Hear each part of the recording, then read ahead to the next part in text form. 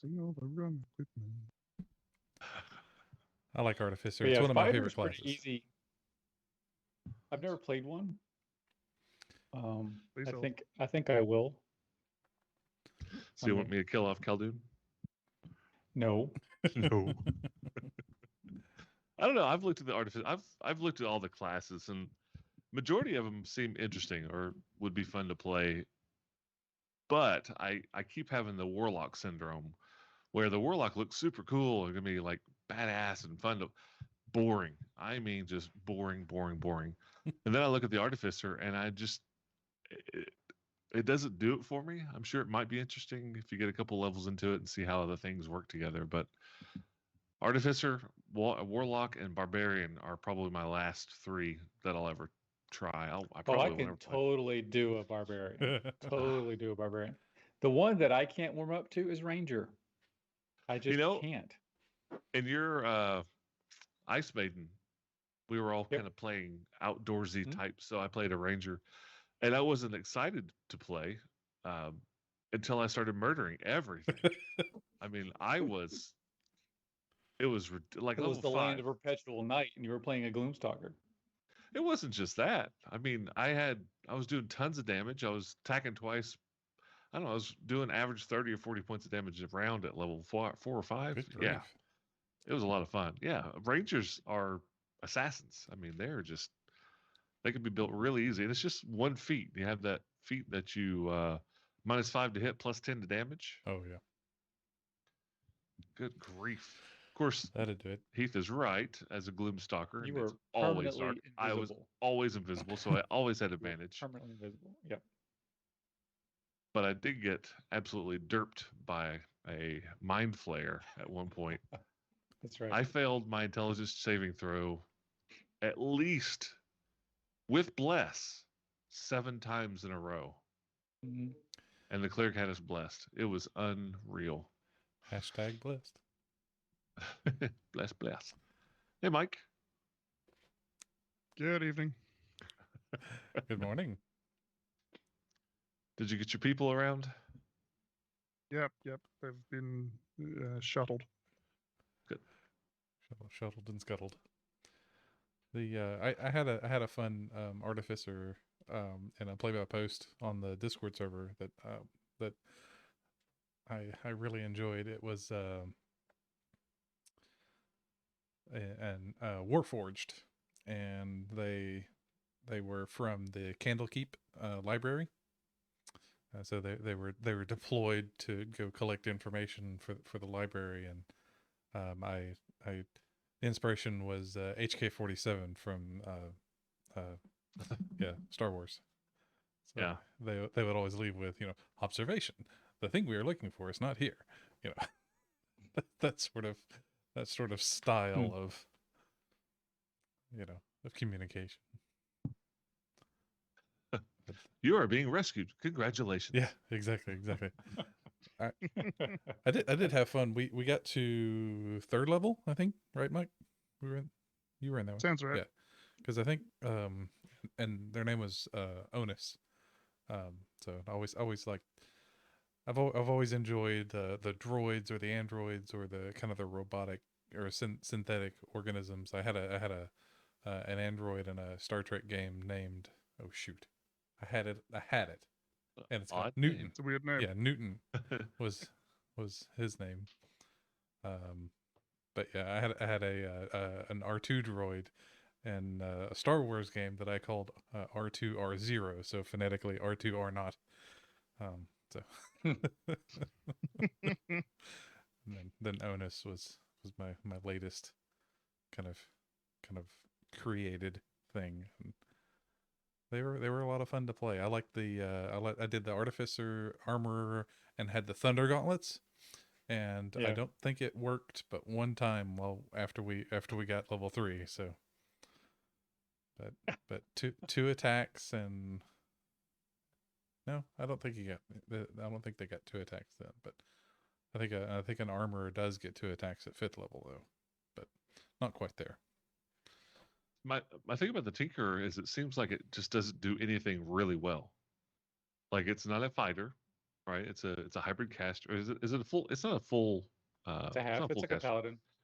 And then the spell list that it does have is kind of, I don't know, it's not really exciting to me. I just couldn't get into it. But I think you played one when we did our little test run. Jamie Yeah. Heath and me. I brought did a I little- brought in a character that can't say its name because every time I play that character, that game goes away. Well, that was actually a game. That was something completely I- different. I know that character. Yep. So happy Valentine's Day. This will be the love episode. I don't have any sound effects prepared. Sorry. What's the Bow chicka, bow chicka, bow chicka. Yep. what's the wow wow wow wow? Burn out. Yeah. Brown chicken, brown cow. Oh jeez. I can't think of the other two. The only one I can think is a really fast one.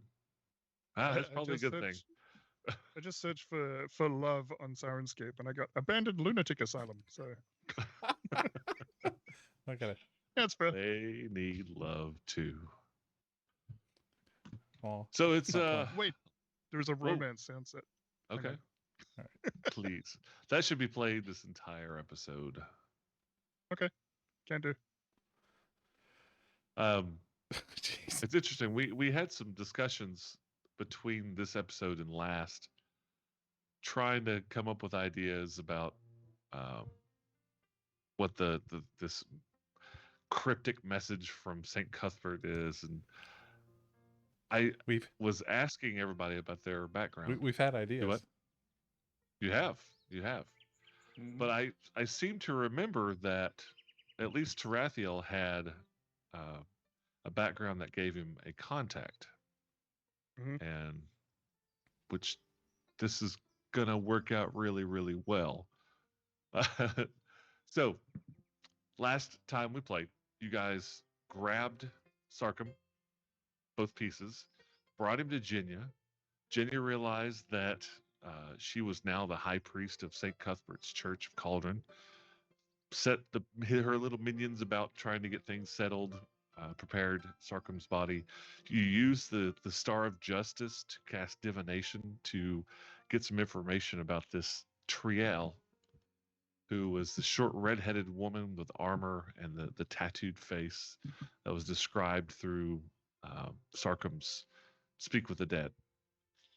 And doing so, you got this very, very cryptic message about where to find more information. That's kind of where we left off. I wanted to give you guys a week to think about it because, it's always hard at D&D to give a riddle or something that's cryptic or something like that is actually a gate to the rest of the campaign.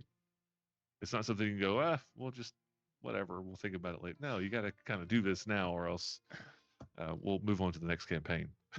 Especially when the party just latches onto the wrong idea and rushes down the field like it's the football. And and it's amazing. It's absolutely amazing. Like There's somebody ways has to handle that. one thought, and everybody's just like, "Oh, dog pile." And as a DM, you just sit there going, "Oh my God, how did they get there? I would have never thought that." So, talking to Mike or Tarathiel, you do have a person, a contact here in Cauldron, and it's the person that during that month between the vignette and coming out of the Malachite Fortress that you spent trying to get the lay of the land, trying to understand how the last laugh was organized and things like that. You did meet someone who is quite literally an information broker. He refers to himself as a oh God, I had the term. I've just lost it. Just like you were talking about that thing a second ago. Anyway, he's your contact. Oh, geez, I cannot believe I just thought. Anyway, his name is Artis Shimwick. Great name. He is the brewmaster at the Tipped Tankard. and he knows a little bit about everything and a lot about some things. He is Well, not. that falls in line exactly with what we were discussing. Like exactly what we were discussing. We should copy our thing, our no DMs allowed Yeah, chat. did you see our discussion, Matt? No, you've got your Oh, own you channel. didn't? Yeah, no, we you've got we your own went channel. He's not down allowed. that exact path. I should have just shut up and let you guys talk. No, I don't ever look at the no DMs allowed. I could, but I'm not that kind of DM. So that's your information. What were y'all thinking about? What had y'all been talking about?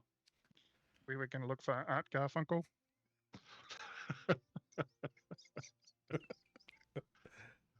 On stage, the tip tank. I'm not kidding. of Simon and Yeah.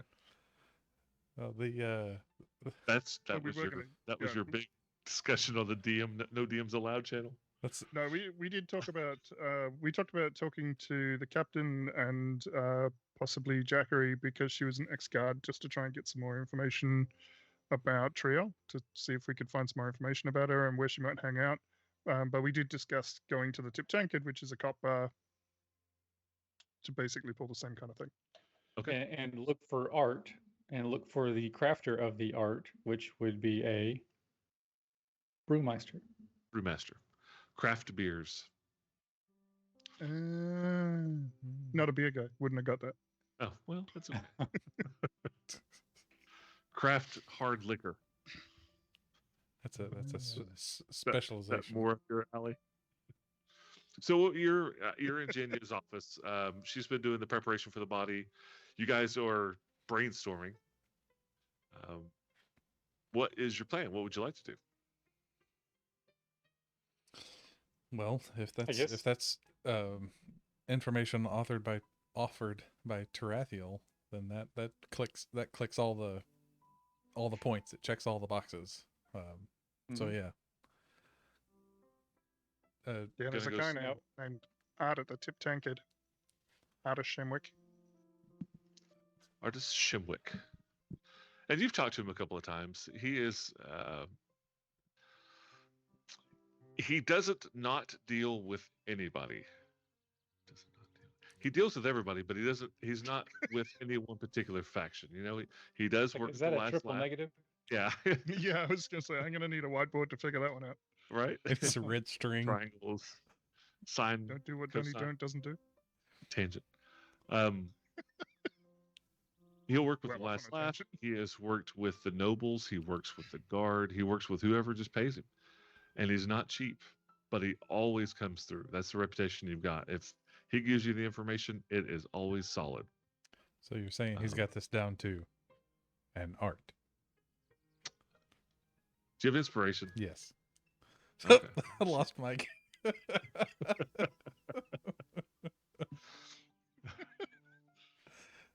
That's good. Got it. So that's what you're going to do? You're going to head over to the Tip Tankard and try to get an audience with artist Shimwick? I think that was the other thing. That was the one thing. And the other idea we'd had was go after. Was it Shinzen? Was she? Oh, yeah. She wasn't a dark elf, was she? She was dusky. You think that she definitely has a lineage somewhere, but she's not. Absolutely not pure Drow. Okay. So gray elf. Gray Drow. elf. Yeah, more of a gray. I Stark guess white if we are hair. going to talk to Art, then I guess we need to sort of think about what we're going to ask him, how we're going to ask him. Do we have a name? Triel. That's the name. Triel. Triel. Triel is Triel. the name of the woman who you know killed or helped kill Sarkham and took the schematic for the control water Right. devices. Right. Okay. And was she a member of the Alabashers, or the Alabashers were the ones that attacked the Lucky Monkey? She's the Alabashers. They were the bandits gang, whatever, that attacked the monkey. Hmm. She's a member of the Evan Triad. Right. Yes. Okay. Gotcha. All right. So you get the feeling that the Alley-Bashers, which is basically a failed thieves guild of Cauldron. It collapsed just months ago. That they're the other old members who couldn't get into the last laugh were looking for work anywhere, and she probably just found them, offered them some money, and they came and did their thing. Gotcha. Would Tarathiel have an idea of how much it would cost to get information? I mean, if this guy's, if he's for sale, effectively, is it like thousands of gold pieces, or no, hundreds of gold? Because usually it's just, it's not like he gives you hard evidence and concrete. He points the direction and you follow, you look to where he's pointing, and that's where you go and you find what you're looking for. That kind of thing. Give us another riddle. Great. What a Cuthbert. No, he's, like I said, his reputation is very solid for giving you the information you pay for, and it always works out. It is always good information. Because if he doesn't know, he won't try to sell it. He won't try to scam you and say, yeah, this is what you, because he's very, very prideful of his reputation of being that purveyor of knowledge. He wants to make sure people will keep coming to him and paying him hundreds of gold just for tidbits of information that doesn't cost him anything. Right. Okay. You know who's good at puzzles? Arda Shenwick. We should go talk to him. Sounds like a plan. Let's go. And before they leave, Farazan will look to Jinya and say, "If you need us, we're here for you." Well, Except we're going out right now. We'll be back Later. back for you. Right. Yeah, except right now. We're here for you for the next 5 seconds. She looks up from Sarkum's body. She stands up and, now that I've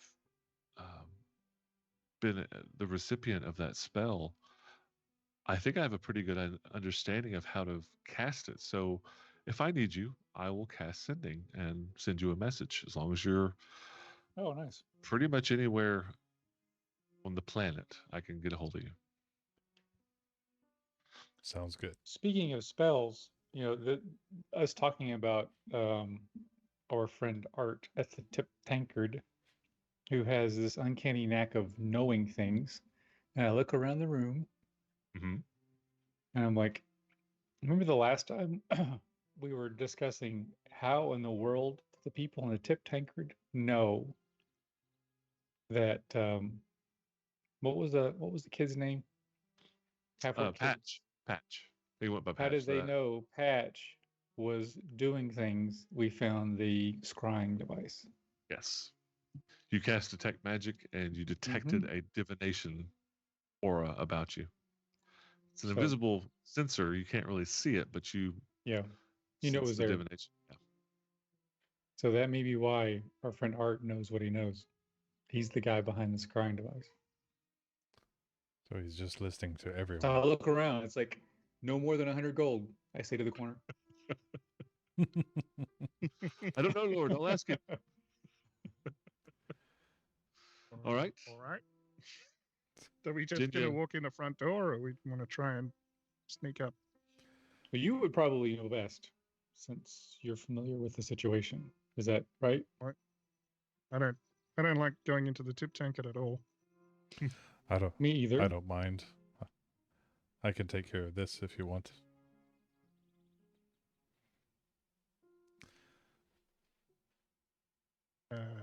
Going right in the front door. He means, like, if everybody just get some slide information. Do we want Farazan negotiating on our behalf? It's not the best idea. I guess Tarathiel would like to try and sneak in the back somehow. Okay. Talk to Artis without having to walk through a room of cops. So you want to go in through the server entrance where they bring in the food and the beers and all that stuff directly into the kitchen. Okay. Yeah. what are the other two going to do? Tarathiel, Khaldun, and Farazan. Do you want us to tag along, or do you want us to stay out here?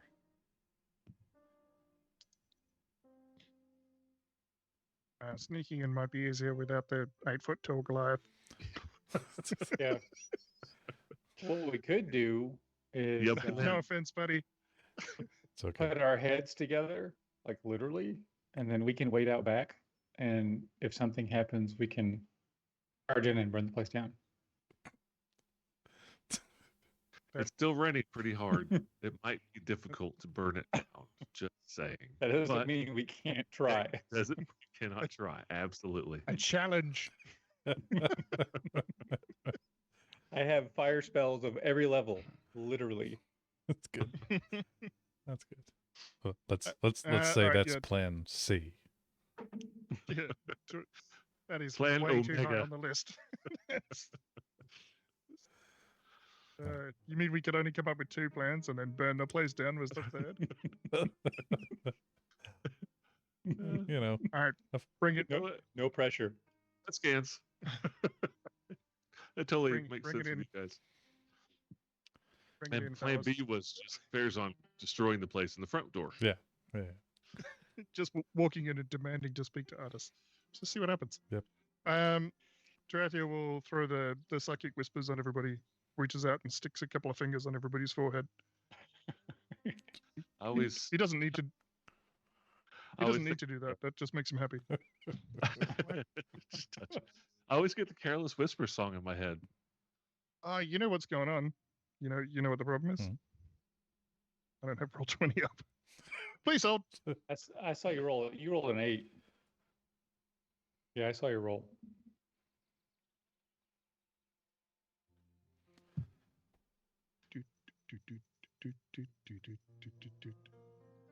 This music is super soothing. I'm not sure if it's coming through the stream, but Is this the I'm feeling love, the love.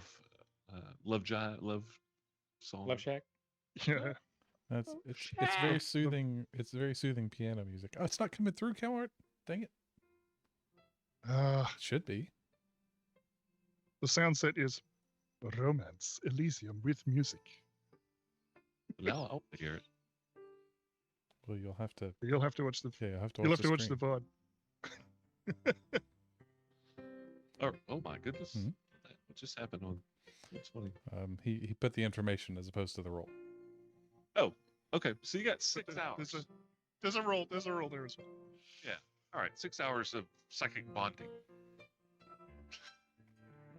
Psychic bondage. And the music swells at just that moment.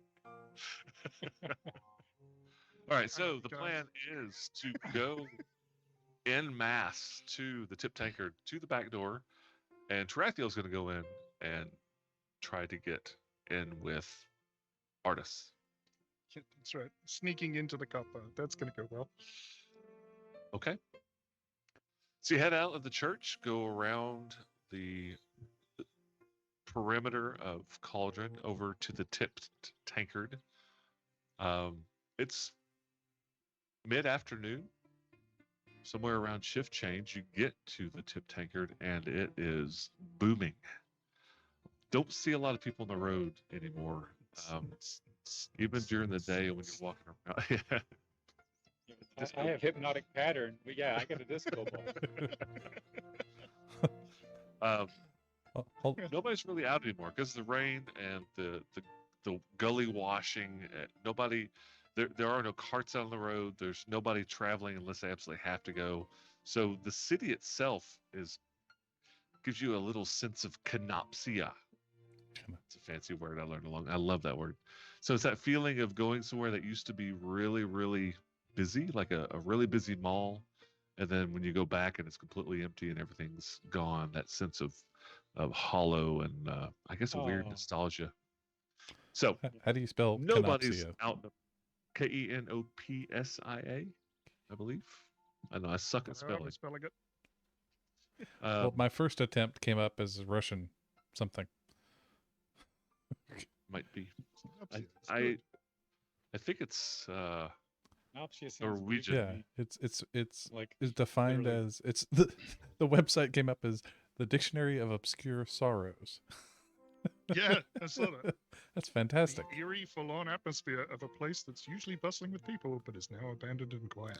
So Easttown Mall Oh. is what you're saying. Exactly. That's every time I think of that word, I think of Easttown Mall. It's awful, almost Westtown Mall at some points.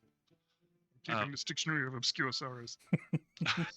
There's a lot of cool words to be found in that website.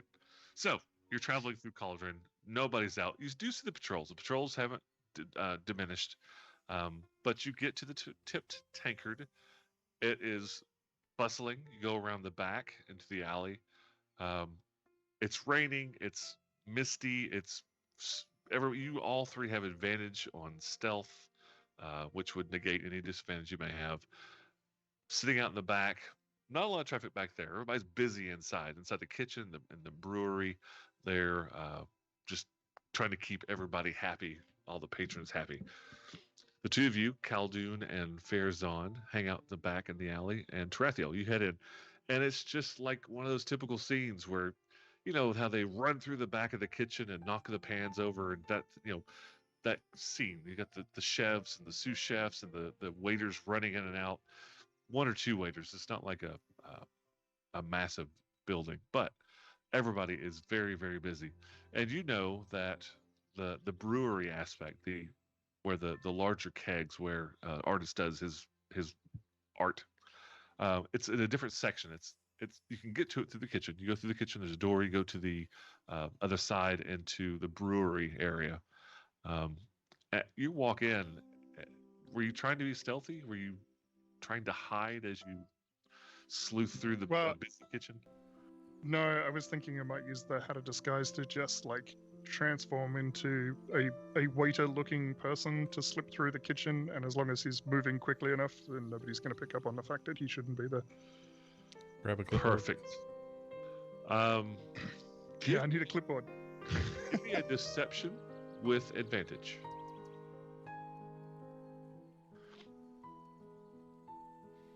$22. Okay.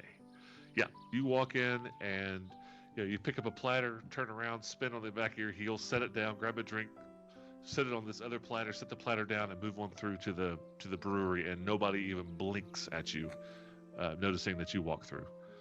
Just be like, busy night tonight, huh? Heard. So you go through the door and is that a kitchen thing? What, heard? Yeah. Yeah, big time. Oh. That is short. That's short language for yes, I heard you, and I'm going to do what you asked. And all they say is heard. Oh, okay. So it's acknowledging that you said something. Been a long time since I worked in a kitchen, so. A majority of my friends are some sort of service industry. Mm-hmm. Most of them are waiters or chefs or things like that. Mm-hmm. So, yeah, I hear about that all the time. No time for talking in a kitchen. Your mouth is very busy. Yeah.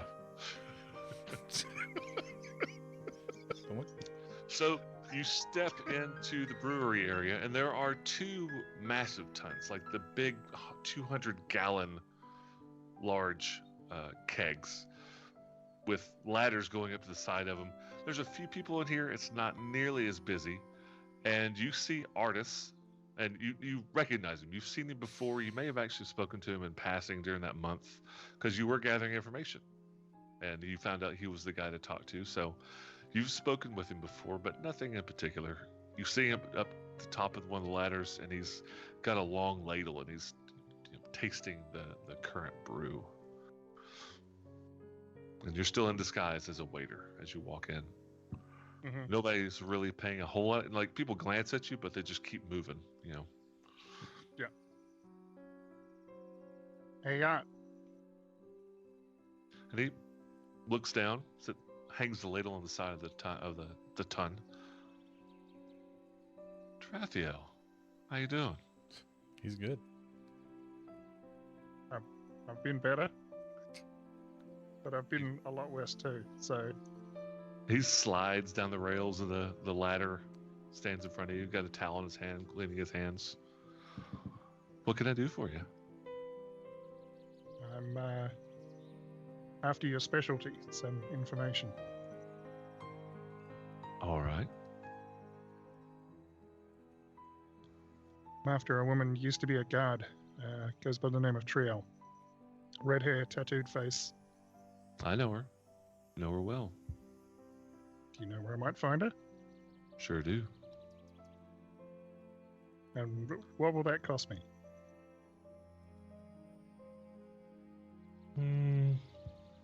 I don't do business where I have my real job. But Makes sense? if you will meet me at midnight at the this is Matt forgetting. The pavilion. The pavilion, thank you. The Midnight- whorehouse. No, it's the old abandoned amusement park. Yes. Oh, on the Ferris wheel. The You, west side one or the east side one? East side. Okay. Midnight, bag of 500 gold, and I'll give you the information you're looking for. Jeez. I was actually going to come try to find you. I'd heard you've been looking. For like 5 minutes, man. That's right. We've only been back in the city since this afternoon. Yeah, but you've been down at the Lucky Monkey, checking out, seeing where this Sarkham is. How's he doing, by the way? Very dead. That's unfortunate. 500 gold, you say? 500 gold. I'll see what I can dig up. See you then. Can we just tell him where I'm all the sure he'll copper is? slip out. 50,000 copper. Okay, I'll take it, but you have to roll it. And Do you want to count it? We'll wait.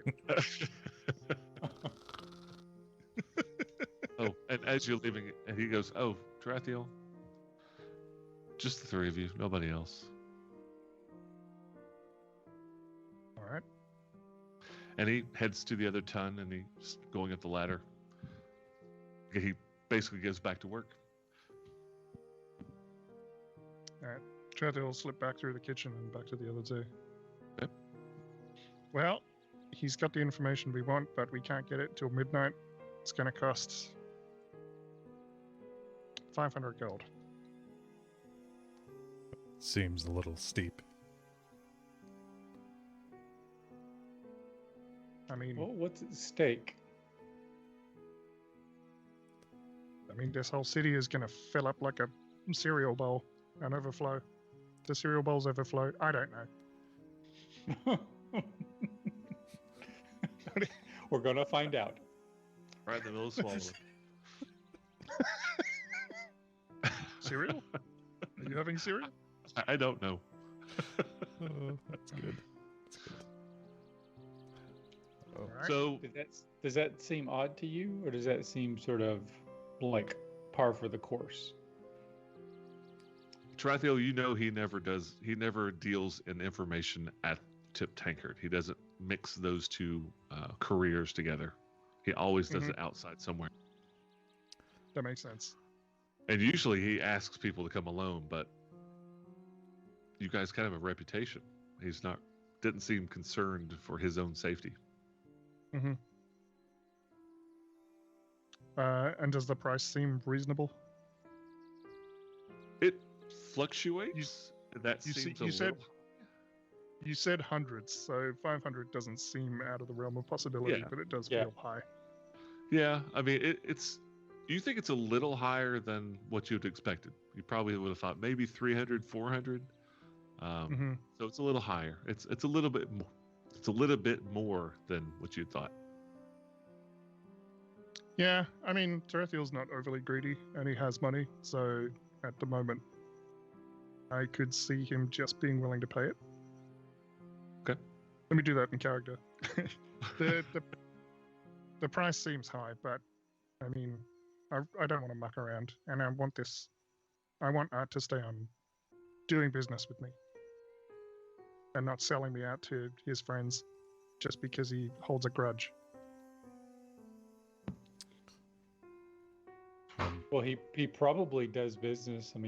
He probably does business with the Evan Triad folks. So in a way, he could be selling them out a little. I mean, if it gets back to them that he led us to them, he could lose some business, which could be why it's a little on the expensive side. Does he have Maybe. a reputation for dealing well with folks, or does he ever double cross his clientele? Could he You've be leading us never into heard- a trap? You've never heard He's- of him double crossing anybody. He's a man of his word. If he says he's going to sell us the information, then he will. But will then he sell the information, or the fact that we have that information, to another interested party, or is that out of line with his code? I would expect him to. Yeah. Maybe. If the gold is right. Mm-hmm. You definitely I'm would not- consider it. You do not think that he would consider that betraying you if somebody else paid him for the information that he just sold you, or the information that you just received that information. I mean, that's his Yeah.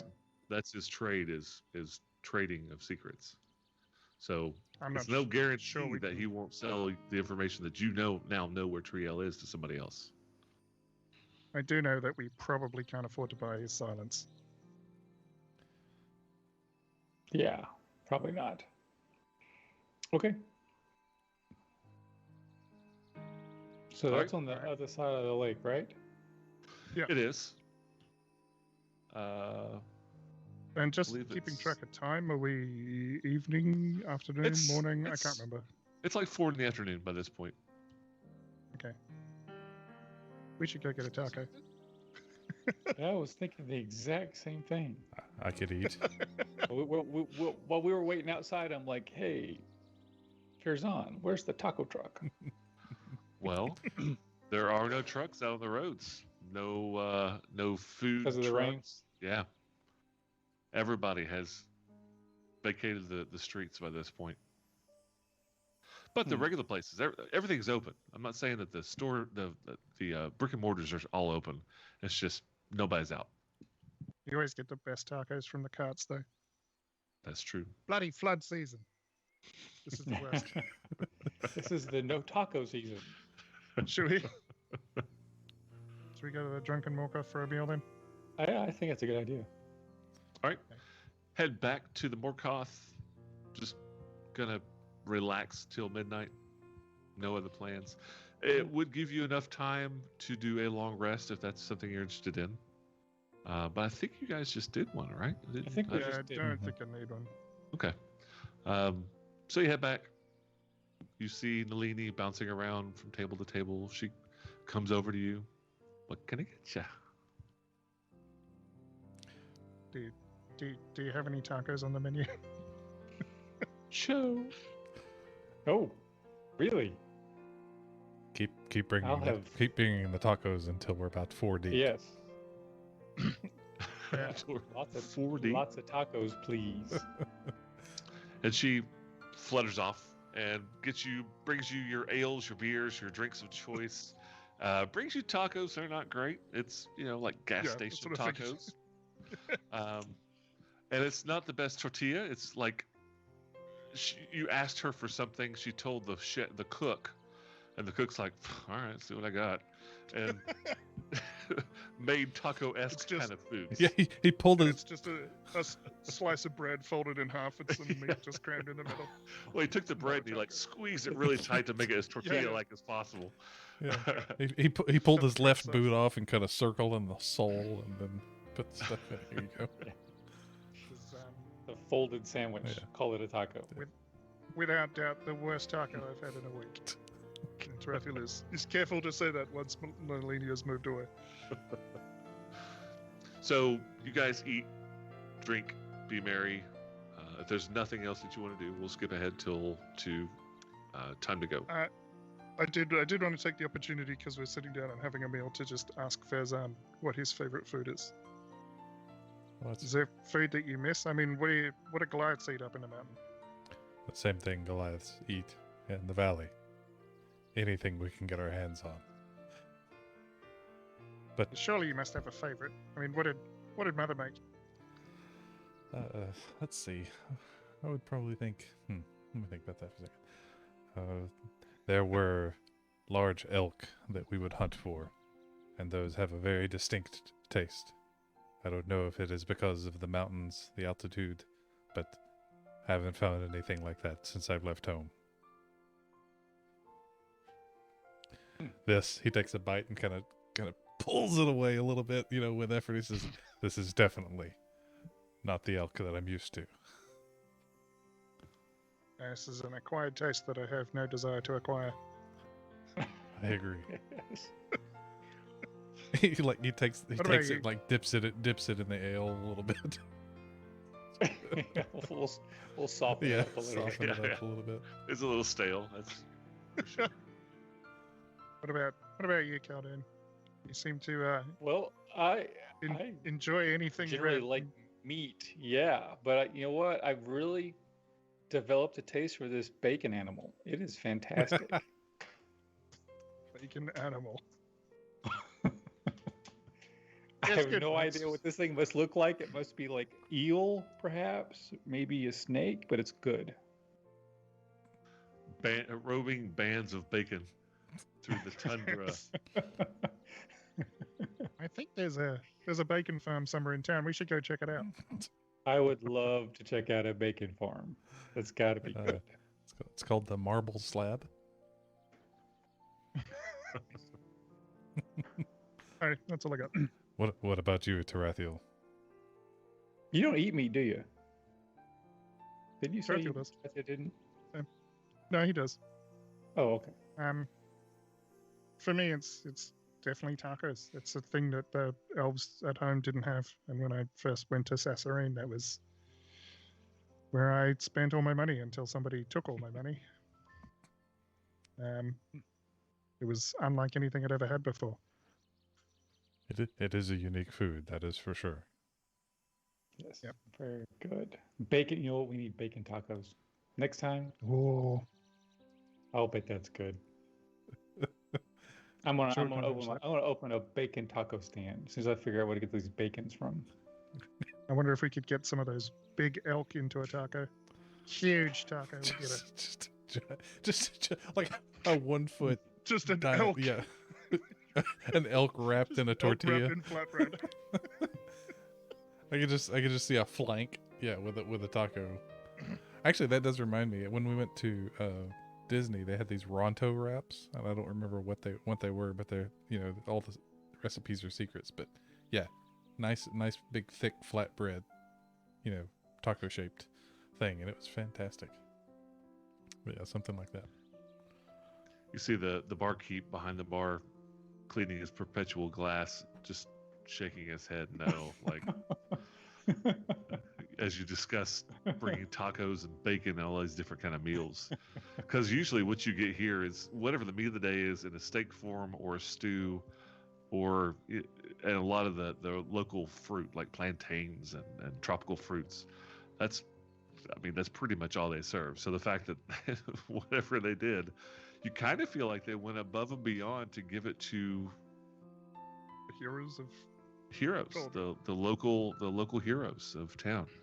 But he's still just kind of a half grin as he's nodding his head, just like, oh God, no, we're not doing that. Not doing. No.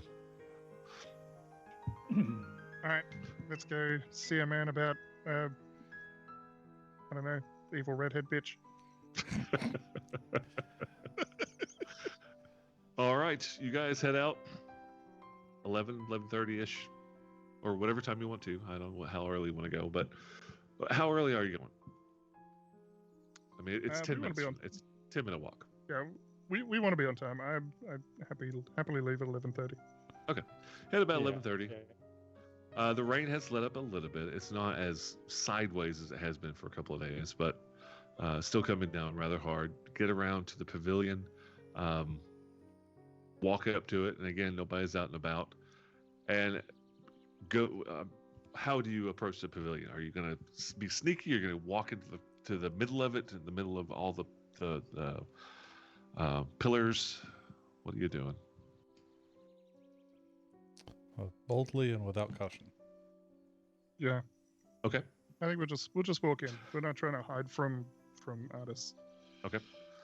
So you approach, and as you walk into the pavilion itself, the three of you do. He just Walk into the trap. he was obviously invisible. He just appears in front of you. Tarathiel. Cool trick. You'll have to show me Thank how you. you do it sometime. Some tricks I like to keep under my close to my chest. That's Spring right. the gold. I did. Farazan puts the staff back in the quiver.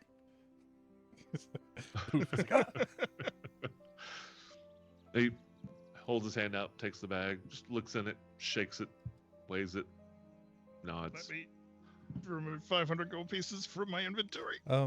Did we mark the money that Jinya gave us? I didn't mark that on my sheet. Do you want to just take it out of that and then I haven't either. Yeah, just take it out of that. yeah, just take it out of that bag? I've already taken it off my inventory. Okay. Tarathiel did not Okay. touch the money that Jenya gave us. Oh, that's right. Okay. How much? All right. how- We'll split it Yeah. later. 2,500. 12, well, total, yeah, 1250 a piece if you're doing it two ways. He takes the bag and sticks it somewhere.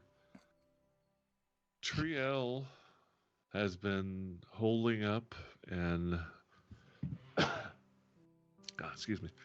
Triel has Bless been you. holding up and this rain. I've got this damnable jungle flu. I can't get over it. Should wear a mask. There is I want to change it for getting your life story, please. There's an old Kopru ruins that goes into the mountainside just below Cauldron. She's been using that as her base of operations. Probably Well, three or four slow years. down. There's death tunnels under Cauldron. Who knew? Yeah. More, Never more heard than that. you would think. Okay. She's down Good. there. She Because I has think a lot. the entrance can be found on the east side. Go about 150 paces after the switchbacks.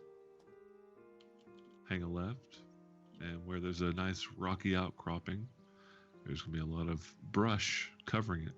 Not hard to find if you know what you're looking for. That's where she is. You mean on the And, you mean on the outside of the mountain? Yes. And he points over to the east gate. Go out through the gate. What are the chances that she's going to know that we're coming? There's nothing but blackness out there. That's a different map. I don't know. Okay. I don't Well. work with chance. I work with facts. Thanks. I will give you a little free since you paid the extra 20%. I haven't talked to her. That's all I needed to know. Thank you. All right. Pleasure doing business. As Did always. he say Kopru? C-O-P-R-U? Kopru. Kopru. Old Kopru ruins. They've I'll have to look taken at over a as long well. time ago. Apparently, it used to be some sort of dwarven fortification years ago.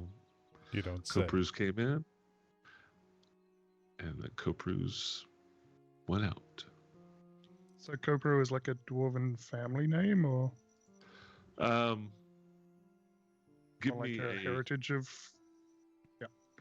give me a nature check. That's an odd thing for you to say. You guys may actually know, so you wouldn't have to ask. That's a 15. 15. Yeah, 3. for sure. 3. No, you actually Khaldun have got no an 18. Khaldun's Okay. got it.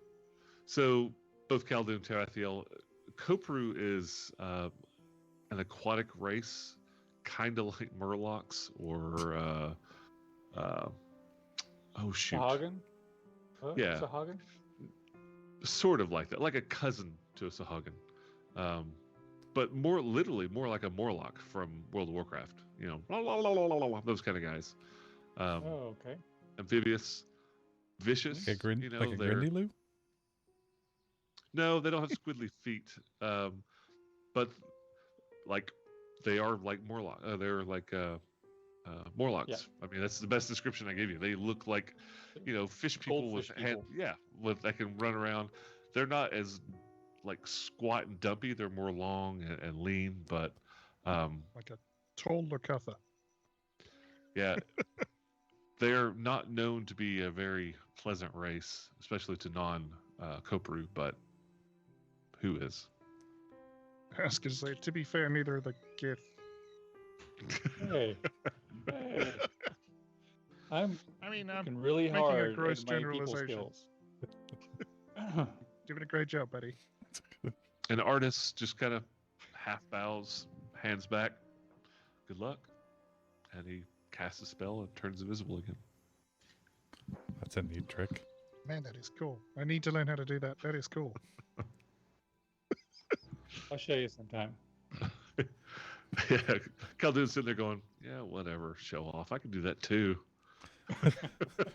But there's no fire involved. I don't think you could do anything that doesn't involve fire. Yes. Yeah. Can I flavor invisibility to involve fire somehow? Do like a Batman smoke Yeah, bomb. smoke- poof. Yeah. And just disappear. Yeah, Yes. done. Pop smoke like a ninja. Vanish. Yes. All right. If he hasn't spoken Okay. to her now, there's a chance now might be the best time to go. Yeah. Unless Would we it need to be buy anything. worth? Well, would it be worth talking to someone? It's midnight. Hmm. Could I get into the Blue Crater Academy this late at the night? Yes. All The right. 24-hour pass card. Yeah. there- Beep. I got a It's little. like finals all the time there. You can just come to the library whenever you like. Yeah, so maybe if I can go on there and do like a real quick search over these ruins and the Kopru, just a little more information before we just show up on the doorstep. Okay. What are the other two going to do? You can go with him. Khaldun, you Sure. can bring them with you if you like. You're allowed to bring them in, especially now that they know who you are. But if you have other things you'd like to do, now is the time to do it. Head to the Blue Crater Academy. Mhm. Open it up, and there's no front. There's no front person at the desk. You do have a key that lets you get into all the Okay. general areas. General areas. And you head up to the library, which is the top floor, and do some research. Give me a knowledge, another knowledge nature check with advantage. And it's going to take you about an hour to do this research. You rolled an 18. I mean, I'll be honest. What do you want to know? Not going to I get was much better actually than I that. was more interested in the ruins. Oh, okay. All right. So in that case, yeah, go ahead and give me still with advantage a knowledge. Do a knowledge nature and a knowledge history, both with advantage. So as we're talking about this, Farazan would say, doesn't it seem odd that Natural 20. an aquatic, formerly aquatic race would live at a mountainside?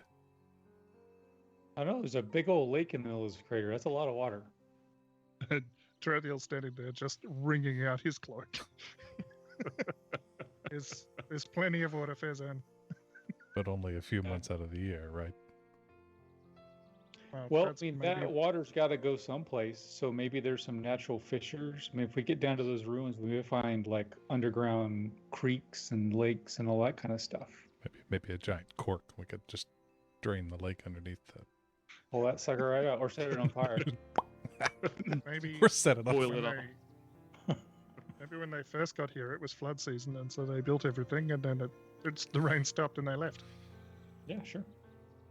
Yeah, I got a 20. I got a 20 on that. History check. All right. So natural 20 on your history check. You find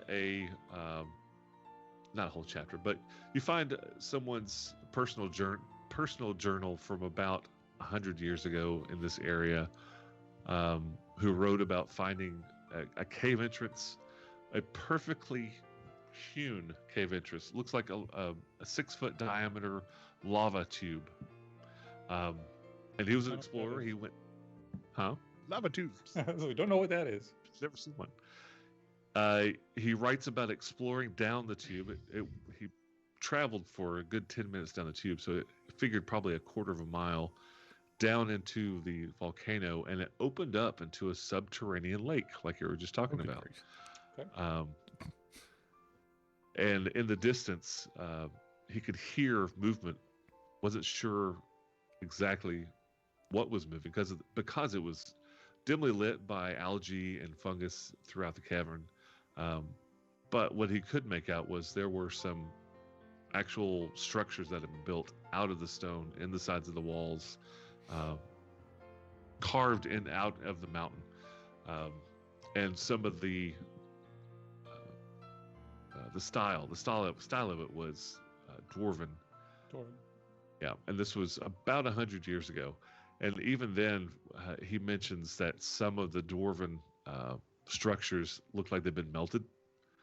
So he assumed, or he came to the conclusion that the dwarven structures had been there a long, long time, and had probably been hit by lava after an eruption or something. And he did see creatures down in the watery area, which he did identify as Kopru later. He got a good idea, sketched them, and I may have oversimplified what they look like. They are very fish-like. They're very goldfish-like. They have sharp teeth. They have sharp fangs. They don't have legs. They do have a tail, like an eel tail, but they're amphibious, but primarily aquatic. They can come on land. They prefer not to. They take slaves. They're very vicious. They attack on sight. But based on also what you heard from artists, they haven't been there in a while. Okay. I don't like it. So anything else you want to know? You got a natural 20 in a library, a very, very, very well-written library. So anything you can think of. So here's what I'm going to do. As you go through and things trigger your memory, you want to know something more about the cavern, just ask me, and I'll determine whether or not you would have found that through your readings. Awesome. That Okay. works well. Okay, well, got a sketch of the cave entrance. It matches up with what artist told us. Everything tracks, so might be a little damp in there. Of course, it's pretty damp out here too, so no change. I think. All right, Anybody so got any water. Scuba gear. I have the water breathing spell. Ooh. So once we get there, You can turn invisible, but I can breathe underwater. Yeah. What does that do? what does that do? How do I explain this? Could You you can breathe explain that water. So That we makes should sense. be able to It's a good go name. under the water without drowning, and it lasts quite a bit. It lasts quite a while. I don't swim so well. Then I will definitely cast it on you. If you can breathe underwater, you should just be able to walk along the bottom. You're pretty heavy. But what about my armor and weapons? Wouldn't they? They won't drown. They don't need to breathe. It'll be okay.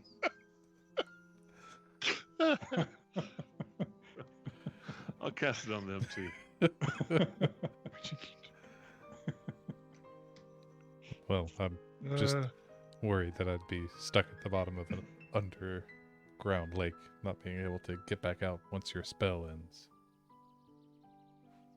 It'd be like Yep. the Highlander. You just walk out. You know how he jumps in the lake and just walks out of from underwater? That'd be kind of cool. I mean, how does that Yeah, how bro. does that work though? I mean, does he just die every few minutes and then just come back and then just I don't, because I mean he can't breathe, right? It is the quickening. That's all the answer you need. Sanchez, It's Sorry, like Villalobos, Ramirez. that is what's supposed to Don't- answer all your questions. don't pick holes in the script of Highlander. Come on. Yes. It's They're just- already there. that's just They're already mean. there. Yeah, That's just exactly. mean. You don't need to. You just kind of shift the script to the left and find the holes. It's too easy of a target. You're better than that. I mean, I've wondered that with like Wolverine too. I mean, like he can't breathe, but I mean, would he just go back to life? He could walk a couple steps and he would die, go back to life. I don't know. Anyway, It sounds wildly uncomfortable. I know, right? Yeah, seriously. I mean, it's one of those times where being immortal is not really that great of a thing. Yeah. It's like, this sucks. In the I think it was in the Homeland set of Magic the Gathering, there was a character that had that where he was immortal, and he escaped a prison cell by cutting himself into pieces and reassembling himself on the other side. Oh, jeez. Holy crap! That sounds terrible. was that in the flavor of the harsh. cards, or was that a book? I can't remember, to be honest. I'm pretty sure it was in Homeland, so I think immortality of when you're drowning would be awful because, like, if I have any fears out there, drowning is one of them. It just seems like the most horrid way, besides catching on fire, to die ever. Drowning scares me. Mhm. So if you're They're all immortal, bad. yeah, I imagine. But if you're immortal and you don't die, but you still need to breathe, you're just sitting there drowning, but you're not dying. For a long time. Fuck, that sounds just awful. Yeah, this is not Doesn't- really it fun. doesn't sound Hence good. my point. All right, so I'll work on that not being our end. But Uh, just I in Important case, safety tip. it Don't also die. lasts a long time, doesn't it? It lasts 24 hours. Yeah. That's not so bad. Yeah, it's a pretty long spell. And I think as long as we've got some climbing gear with us, some ropes and stuff, if we do end up in a deep dark pit, maybe we'll have time to be able to climb out. Ooh, we could strap the decanter of endless water to your back and become a jetpack. That's such a great idea. He's got the water breathing helmet. He's got the jetpack. It just says, "This is the way." Yes. Al Khaldun will be underwater just like doing swirlies like 3 feet below the surface. Geyser. You've seen those water jetpacks that propel you through the air. Mhm. Mhm. I'm not saying that it would work exactly like that, but I wish you would try. You're Let's see welcome what to happens. try, says the This is GM. research. Always a good sign.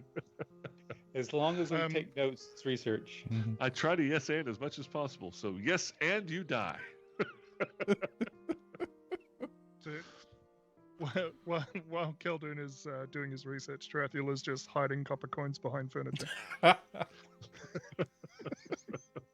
Here, boxy, boxy. No. He's not necessarily trying to get Boxy to come out. He just wants to make sure he's well fed. Oh, That's funny. I don't know if they're feeding him. How is he doing? I'll take 50 copper off my sheet because he's just like dropping copper coins and kicking them under furniture and All right. That's fantastic. So you spend an hour, you do some research, you hit the mother lode. You find the perfect book, a journal from an old adventurer. It's 1 in the Alright. morning, but you're fully rested, so it's Yeah. the plan to head on down. I think time is of the essence because, I mean, gold moves fast. So Okay. we probably ought to head down there. All right. So you head out of the Blue Crater Academy, go to the eastern gate. There are guards there, but leaving doesn't cost you anything. Coming back in does. You head out, you go down the trail that does the kickback, switchbacks a couple of times. You get to the point where Artis described the area, and his description, I give it a short description. He gave you a lengthy, this is what you're looking for. It turns here. There's a rock that, and it's perfect. Mhm. What he described is perfect. It's very easily found, especially with the journal article. Been doing some research, especially with the journal entry that you have read. It mentions being close to the roads going up to Cauldron. So you find the area, you hang a left, basically going north, maybe 100 feet into the jungle, and you find that rocky outcropping, and you see the brush. And since you know, and just like he said, when you know what you're looking for, it's as plain as day. It's a lot of There is brush. There's a lot of brush over what looks like an rocky outcropping, and you can even make out where the hole is going to the side of the mountain. You definitely feel like this is what it is. Cool. Should we hang back a little bit and give you a chance to look around? It's 1 a.m., right? So it's dark. Very dark. Yeah. Very wet. It's like I said, it's raining, so anything that has to do with hearing is a disadvantage, and your hiding is an advantage. But so far, you haven't seen anybody since you left the gate and the town guards. The gate guards were the last people you saw. All right, I'm gonna set off the psychic whispers again because it only lasted 6 hours or whatever it was, and it's been more than that by Okay. now, surely, or close to. Why is it sending the whole thing every time? Why didn't it roll the dice? Why the hell All are they these blinking? questions. Maria, ¿por qué? 1 hour. Perfect. Yep, that's how it happens. All right. You do your Okay. But what before mine- Trathiel does that, I see him get ready to stick his fingers in our ears, and I go, "Whoa!" It's like, let me cast in this water breathing. Will take me a little bit. Let me cast that first, and then you can touch our brains. So, I cast water breathing as a ritual. I love you too, Cal. 10 minutes. what's the target for water breathing? Is it single person or is it group? No, it's I will tell you. Up to 10 willing creatures. Oh, okay. For one casting. All right. So you One all casting. have gills for the next Now it's a 24 party. hours. All right. Wait, So, does it give us now- gills or does it? No, it's just magical breathing. But do you want gills? No. You can have like the rib gills. I was just thinking of like Yeah, all of a sudden your neck opens up. Yeah. that would just be freaky. I hate when don't- that happens. I don't like this. Bears on This is like making me this is uncomfortable. yeah, Take it This is off. the next slot everybody talks the about. next slide. They're talking about equipment. Oh. The next Bears on leans his head back, opens his mouth, and it's just getting the water in his mouth. I can breathe. I can breathe this. And Tarathiel reaches in and pulls a Pez out. That's- I'm just kidding. He's not that tall. That's what we need. All right. Wait here. I will go and have a look around. Okay. Moving forward, give me a stealth check. With advantage.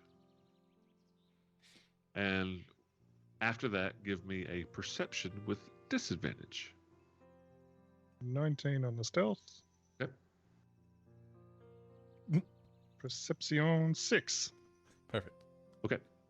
So you move forward. You move towards the brushy area, the outcropping. You're certain that you are being stealthy. You get within 30 feet of it, and you still haven't noticed anybody. Nothing moving out here. It's rainwater in my eye. What would be so funny? You've got two people stealth, completely unaware, standing next to each other. Right? It's raining One's so tall hard, and one is short, and they're just like, and they're just facing in opposite directions. we don't know. I guess can we get through the brush without moving it? You'll have to push it aside, but you don't have to take it and throw it. You know. Okay. Fair- Good, because I can't. Farazan takes it and throws it. Who says I can't? I'm strong like bull. So you'll have to move it. Like it'll shift, but you don't have to completely remove it from the area. And some of it's part of the flora of the jungle. It's just been added to with additional trees and this, that, and the other, trying to conceal the area. You move on forward. If you're not, then you can stop me. But you move forward to the mouth of the tunnel, and still nobody. Don't see anything. It's looking pretty clear, guys. I'm gonna head in. Okay. We'll make our way closer. Yeah, I'll Okay. try to stay about 60 feet behind him. Okay. So the the tunnel itself is literally 6 feet in diameter. So Mhm. you think about Farazan. Farazan's going to be hunkering or crouching to get through, not on hands and knees. It's not, but you're still, it's 2 feet short. But Khaldun and Tarathiel have no problem. I don't know, Khaldun, you're actually pretty tall, aren't you? It's Yeah, pretty 2 broad. meters tall. Okay, so you're crouched. I mean, nothing mechanics. There's no squeezing or any crap like that, but it's just uncomfortable. Tarathiel, you're fine. You're short. You head down the tunnel. How far do you want to go? Because you've got your night vision, you got your dark vision going, and the tunnel, it reminds me of that horrible Aliens versus Predator where they blast a hole down the ice. That's that perfect little tunnel. That's what you have. It doesn't go either direction. It looks like it was just one solid blast, and it goes into darkness beyond your range of sight. Farazan's gonna pull his So I guess, shield out and sit on it. Slide. Guys are. Sparks. Just if you use geyser and turn it into a water That's your slide. This is fun. I guess Tarathiel will go about 60 feet in if Khaldun's going to stay 60 feet behind, and if it still continues on, It does. then he'll just call out to the guys and say, "All right, follow trail about 60 feet behind. There's no turnoffs or anything. This just keeps going." Okay. All right, and so you continue forward. Is there any or do we have any footing trouble? No. Okay. No, it's at a. I don't want to make it sound like it's a perfectly it wasn't drilled out. It wasn't mechanically done. Yeah. I mean, it's still rough hewn. Yeah. Okay. It's still jagged. It moves a little bit, but basically it's a straight line into the mountain. Okay. I don't want to make it sound like it's just perfectly smooth bored hole. It's not like that. It's definitely a lava tube. Okay. But it's just going straight into the mountain. Lava, not laser. Yeah, Yes. lava. It's not a laser tube. Yes, you see 3 predators. Yeah. Roll initiative. It's not an exhaust port for an advanced killing machine sort of thing. So yeah. I'm not. No. I'm not sure I would bet on Tarathiel in that fight. Doesn't sound good at all. If you continue on, you go for about 10 minutes, which the guy, the journal talked about going down the tunnel about 10 minutes. And what's your dark vision? 120 feet? 60 feet? 60 feet? Okay. So you get within 60 feet of the end of the tunnel opens up into A map. a new map. Hooray! I'm the map. Top right corner, Jamie. Top right corner. Top right. Holy crap! Okay, there we go.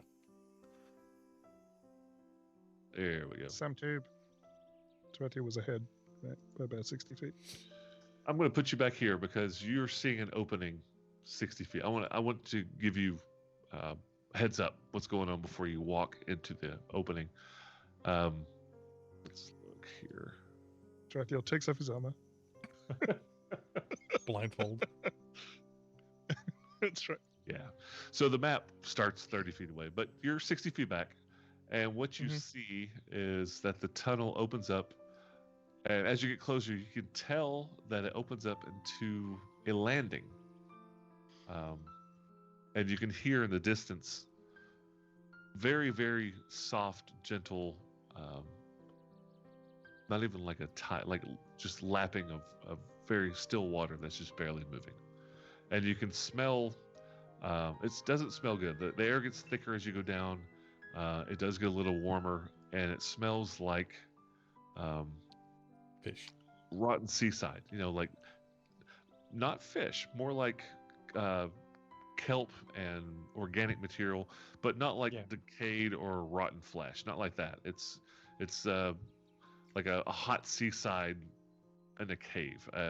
It's not pleasant, but it's not it's not noxious. But it Something does not smells smell. fishy It down does, here. but it doesn't. That's the one Yeah. thing that I want to like. There's no rotting flesh that you smell. It's not like a, Yep. you know what I'm saying? Like it's definitely plant material that's rotten. Okay. And let me give you an opening here.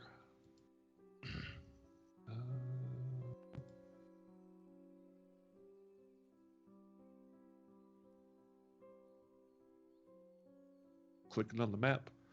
The map. And Should have brought a bowling ball with me. that would have been good. I got caltrops, but I don't think they roll very well. No. I So- have Nicholas, a fireball, Flaming that might sphere. roll. Oh yeah, there you go. So you're seeing a little bit more because that rough area, the you see some stacks of wood, and beyond that, it looks like it drops off, right? And scroll down a little bit farther, Jamie.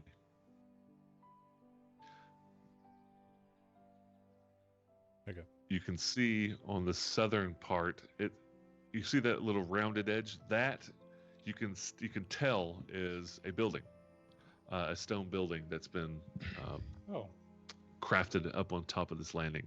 But from that vantage point, that's pretty much all you can see. So right here, this area here is also, it's not pinging. Along the southern area here, down to the rounded area, that's all a wall. That's a stone wall, like a crafted stone wall. It's just kind of hard to tell when I'm not opening everything up just yet. Hey, you can open it up. That's fine by me. Yeah, good.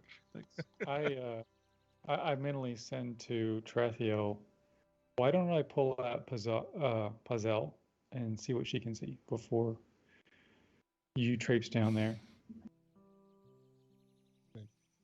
I'm gonna do a dictionary definition of traipse, but okay. I wonder if that's in the dictionary of unusual words. Obscure sorrows. So you It's a well-known word, but pull Pizel from the ether Yep, and I shoot her pull- on down the hall. Yep. Doing, like a slingshot. All right. So tell me where Pazel's going. She's got 120 feet of dark 120 vision. right? feet. Yeah. Yep. Okay.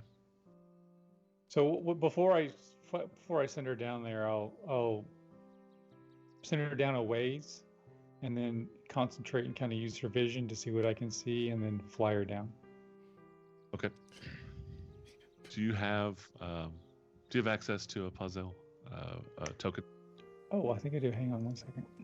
He puts on his FPV goggles. Ooh, she's tiny. There she is. You see her I do. Yep. right next to Terethiel? Okay. ah, So you Yeah. move her Like- where you want her to be, and I'm going to be opening up what she can see. All right. So she will fly down to there.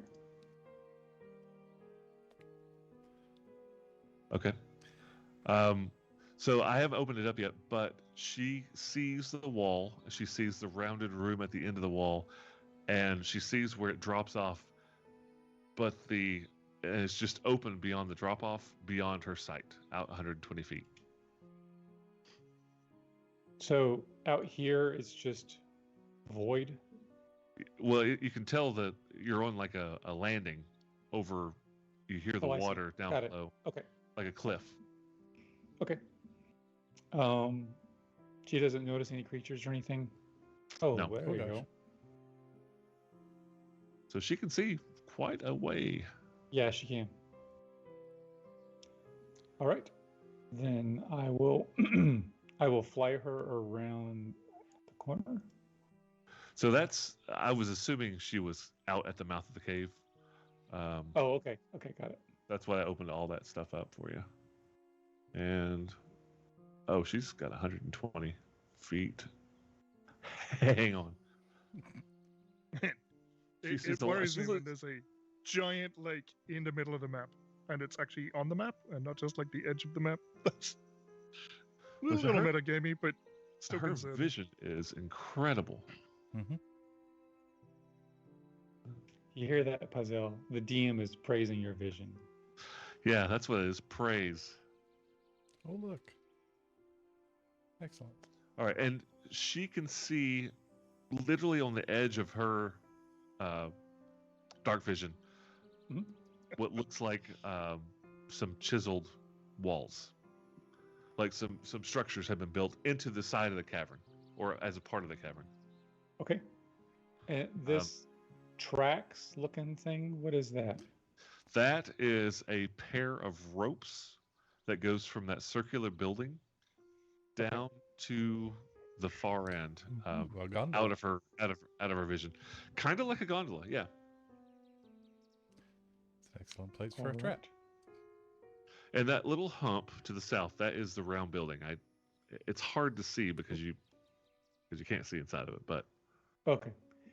All right. I will bring her back. Okay. And I described to everyone, yeah, it's a big lake, and there's some structures on the other side of the lake, and apparently some sort of conveyance across the lake. I don't know what that is. so she But also I don't see any people. don't see any people, and also she obviously looked down. The lake is green, and there's like a layer of algae and seaweed or something floating on the top of the lake, barely rippling. So you can see there's like a layer of Muck. organic material sitting on top of the water, Probably don't want to breathe that. like Yeah, like I didn't seaweed. cast breathe ooze. Sounds Okay. pretty gross. Yes. So Yeah. what you're saying is Yeah, there's they need a couple of those like those suckerfish things from the aquariums. Hang on, I've got the dumb. Hang on, I missed. Hippopotamus. You've got some more Or just- vision. That's the one. One of them weird ass priests that clean the scunge out of the lake. Yeah, if we had one of those wands, that'd be really useful. I have the dumb. That is not a building. That is the Gondola. contraption you get into that goes across the lake. I was thinking that was a building, but it's not. It's like a It's hanging basket. freely. It's like a giant metallic basket hanging off of two ropes, and you can see that there's the ropes go into the building that's on the southern edge that meets up right next to it. Where the Goes wall into is. that building, and there is a door along the edge. Let me open that up here. I think we can see just the edge of it, right? Just there. Yeah.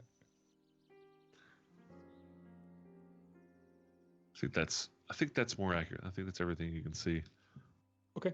I have a question. Yes. Why would the conveyance be on this side? I'm sure you- if this is a dwarven facility, it can be controlled from either side. They're So crafty. you mean like the that. guys behind us? That's why. Crafty. No, I mean, yeah, if you were coming here to hide out, you would get in, you'd go to the other side. Why would you send it back? It's a mystery. We'll find out soon. We can ask I the have map maker. concerns. Tell them I hate So- them. Let me give wait you here. the flavor text now that everything's nice and open. The lava tube suddenly ends at a small ledge overlooking a vast cavern. A small pile of wood planks is stacked on the edge of the ledge. Nearly 100 feet below, the waters of the lake filled with dimly glowing green algae lap against the cave walls, encrusted with pallid fungi. Fungi? Fungi. A small stone building is built into the side of the ledge wall, and a pair of heavy ropes descends from a winch on the building side, dangling across the lake to a similar winch attached at the foot.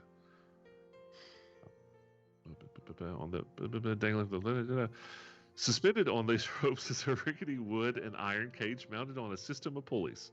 The lake's phosphorescence just barely illuminates the vast cavern, and you can see what appear to be partially melted ruins. Okay, so you can see a little. That's what she saw. The walls of the buildings, partially Okay. melted ruins of several buildings protruding from a sparkling wall of volcanic rock along the far wall of the cave. Several of these buildings have small doorways at ground level, but you see no windows and the ominous dark facades. The air here is thick, warm, and exceedingly humid, and it's also funky.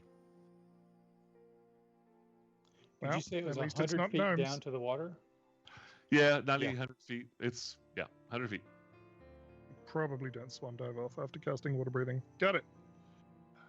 Oh, since the descriptive lets you have some more vision, I'm going to go ahead and open this up So- more, so I don't have to do it later. Okay, so the question that Tarathiel asked just a minute ago, I think I've got a little bit more what you were talking about. So, Farazan goes back to that for just a second. He says, "You mean if we're following Triel, and she is supposedly here, why is the basket on our side?" Precisely. That's a good question, and I do not have the answer. Is okay, and Matt, that's you've said the building a couple times on our side. There is no building on our side, just a winch, right? No, No, there's there is. There's, yeah, there's there's a building. Yeah. Yep, there's a building with a That's door right there. Okay. right there, right as you enter the from the lava tube. Okay.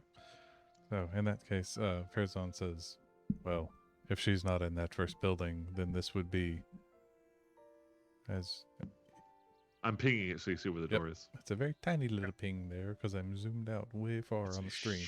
Huge map. Is this a map? Huge. It's Farazan size. Huge. But he says if she is not in that building, then as we make our way across in this basket would be the ideal time for an ambush. We should be prepared.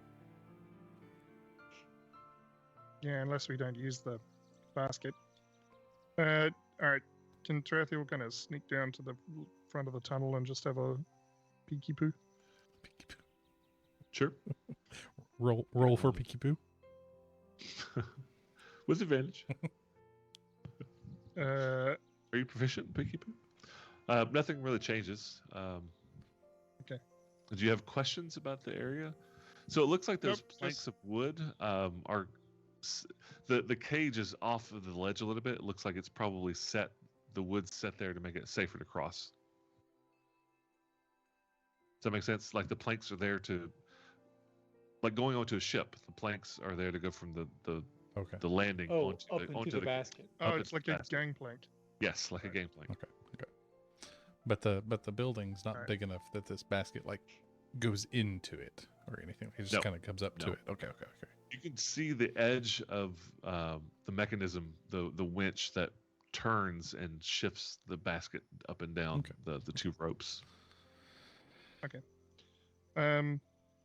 But if there's no sign of movement or anything in this landing, then Tarathiel will come out and have a listen to this door. Okay, give me a perception, just normal. Perception.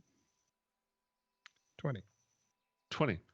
You hear nothing except for the lapping of the funky water down below. You do know Okay. that this door is locked, but it's not We can trapped. fix that. We can fix that. That's a good perception check. Okay, give me a lock unlocker roll. Dexterity. Unlock our roll. Yeah, dexterity check with your thieves' tools proficiency. 23. Heck yeah. Click. You unlock it. Very well Tarathiel done. uses the lockpick in his finger Awesome. that Khaldun gave him. I smile every time you do that. This thing is still very excellent. Thank you. So this door, now that you've gone to unlock it and you did just a general perception to listen through the door to see if you hear anybody on the other side. Part of that perception was to see that it was locked, and you also noticed it wasn't trapped. One of the other Yep. things, now that you've unlocked it, is the way that this door is made is it's a slab of stone, and there's a metal rod that runs down the center of it, so it turns on its center axis. It's a rotating door. Yes. So for Khaldun and Tarathiel, no problem going through this door. Farazan, it's going to cost you an extra 5 feet of movement to move through that door because it's going to be a tight fit. Okay. So just keep that in mind. When you pass through a door, it's an extra, just that one space. It's not difficult terrain for whatever mechanics that may be. It just takes you a little bit long. You're squeezing through, but that's all it is. It just slows you down a little bit. Okay. You have not opened the door at this point. Yeah, Tarathiel will kind of gently push open the door to see if it will swing. Dwarven engineering, it should be alright. It swings like it's been greased and has been maintained for 1,000 years. It just floats open to the side and stops. It has a hinge where it stops. It doesn't keep spinning all the way around, so it just opens wide. So we can't Scooby-Doo this shit. You look inside and you see the rest of the mechanism. You see I'm going to open this up so you can see it, but you see the winch, the actual part where you'll physically turn, kind of like Indiana Jones in the Temple of Doom. You know, that mechanism where they're being lowered into the lava. You got that cage, and you got the guy who's turning the cage. This is not a get our comfortable hearts ripped comparison. out. Thanks. Yeah. That's right. Temple of Doom. You don't like the reference? Yeah, it's a large. It looks one person can operate it. It looks like it's got a lock mechanism, and it also looks like it's got a safety mechanism where when you're turning it, it's got a hinge, so it won't accidentally turn the other way without you trying to unlock that. It's ratcheted. Yes, Mm-hmm. it's ratchet. That was the word. And you also see, I don't know if you can see on the map. Yeah, there's a door. There's a door, 20, and so the big squares are 10 by 10. So it's about 20 feet away. This room is 20, 30, 40, 40 by 40 by 40, 40 by 60, except it's funky shaped. There are no windows. You said the big squares are I'm 10 a feet or liar. 20 feet? The Only big squares, the map squares, are 20 feet, but the grid squares are 5, the ones you're sitting on. And there is a circular window set into the southern wall that looks obviously out. Well, Tarathiel will slip into the room. I guess I'll listen at this door, see if I hear anything. Give me a perception. Perception. Please. 22. You hear a male voice through the door say, "Blackjack," and start laughing. And you hear money being shuffled across the table.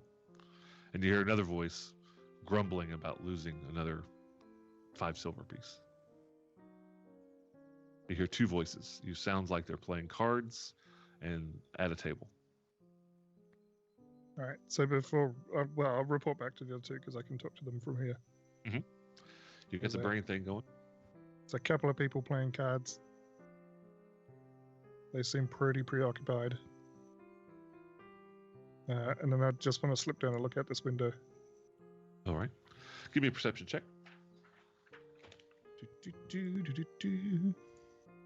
14. 14. So you look out the window. That's no problem. It looks Look out the window. So the window is actually, if you look directly south through the wall here, it's a stone. You're looking at the stone. So the window itself is closer to here. It looks like you don't have room, but that's a big area. So It looked like there was a little divot here. Yeah, I know. But you look out the window, and I'm going to open this up, but you are looking out over the cavern again. And with your perception check, you see a small stone that it doesn't look hidden. It just looks like it's a part of the architecture. But you can tell it's actually sitting on top of the. So you got the stone circular window. You have this smooth stone sitting at the base of that circular window that, again, it's not hidden, but it's just very, very cleverly designed to where it looks like it blends in. But you happen to notice it is a separate piece from the actual circular window. If this was a video game, it would be a different texture. Yeah, smoother texture, not quite as rough. Can you tab target it? press A.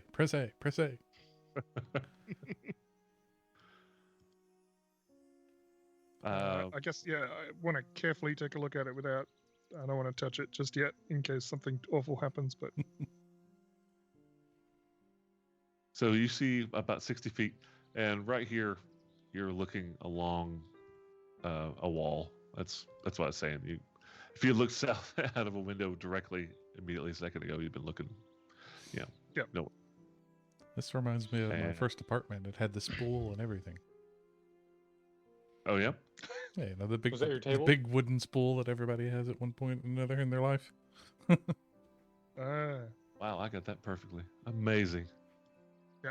good job. Beautiful. Thank you. Thank you. You get a hero point. Oh, They don't work. They don't work in this game, but you go. I have inspiration on my first attack. Nice. Thank No, you. no, that's not what I said. That's not what I said. Oh, no. Yeah, Tarathia would like to investigate this weird brick.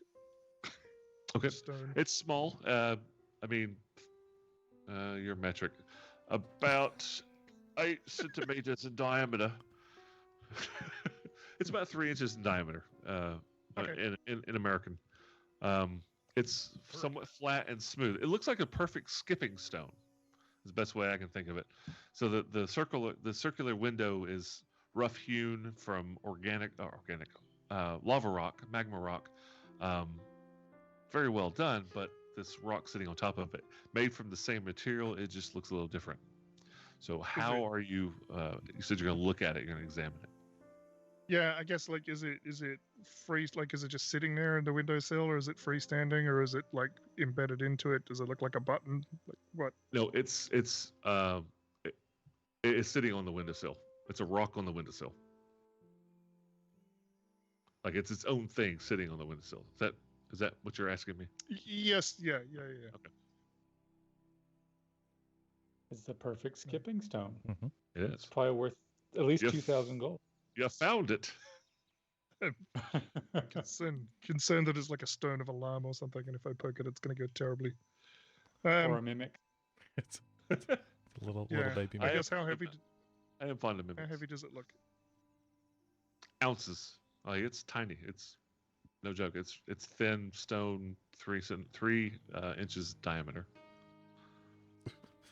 All right. There was a random, really loud piano note in the music just now. It's like it's 3 inches in diameter. Ding. Emphasizing. All right, Tarathia will grab it. Why not? All right. Magpie syndrome. A shiny.